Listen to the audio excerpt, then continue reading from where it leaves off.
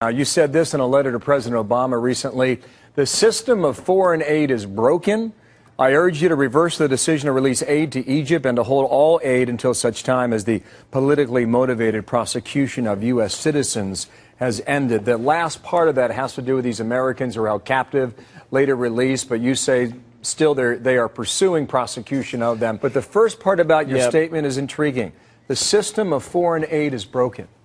What do you mean by that? Well, when you think about it, look at Africa, for example. Mubarak in Egypt was given $60 billion, American dollars, U.S. tax dollars, at a time we're struggling to rebuild and replace our infrastructure. What did he do with the money? He stole it. Mobutu in Congo stole the money through the 70s and 80s.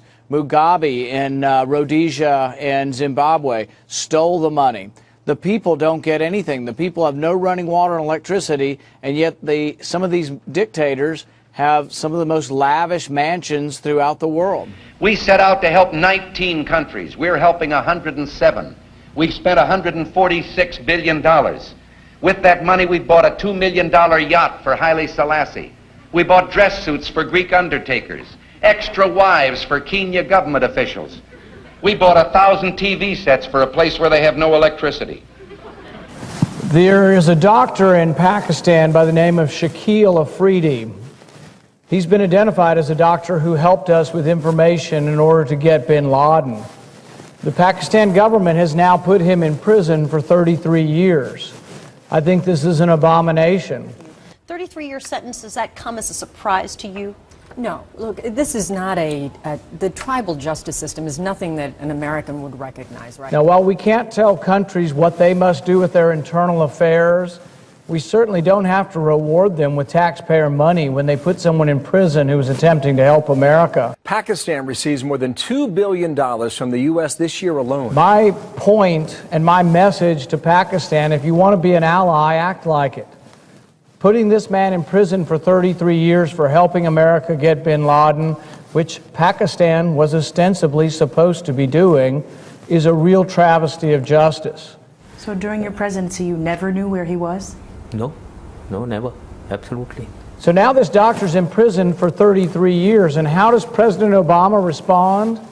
President Obama this week gave him $1 billion, an additional $1 billion. We're rewarding bad behavior with more money, with more of your money we don't even have. No idea where all this money is really going and what it's being used for, or to whom it ultimately will be funneled. Congressman, you're not a fan of this. No, I'm not. I mean, when you look at we're drowning in a sea of debt ourselves, $14 trillion in debt, going to 20, and then we get a request a couple of months back where the president wants to give another $3 billion in aid to Pakistan, write off another $1 billion to Egypt. That's a problem in my mind. We need to reassess all of our foreign aid. Stop all foreign aid. She is with the Cato Institute. But I think we need to understand that what matters most is U.S. foreign policy and U.S. security interests. What we see overall when it comes to either Ferdinand Marcos, Hosni Mubarak, from regimes all around the world, is that we're sponsoring these unaccountable leaders who are very much have oppressive state apparatus that oppress their own people. During the Iran-Iraq war from 1980 to 1988, there were F-14s on both sides. You know, we're bombing each other with planes that we paid for on both sides because we got them for the Shah, and then we were supporting Saddam Hussein at the time. I don't think that's a good idea, particularly when we have to borrow the money from China to pay for the weapons. You want to end all foreign aid as well, is that right? Yeah, and in fact, the other day, Reuters did a poll.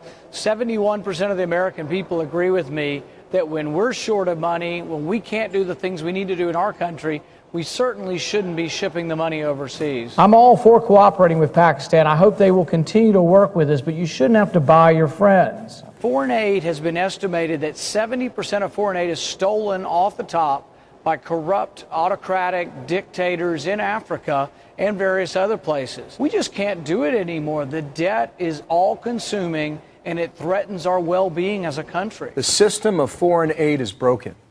What do you mean by that?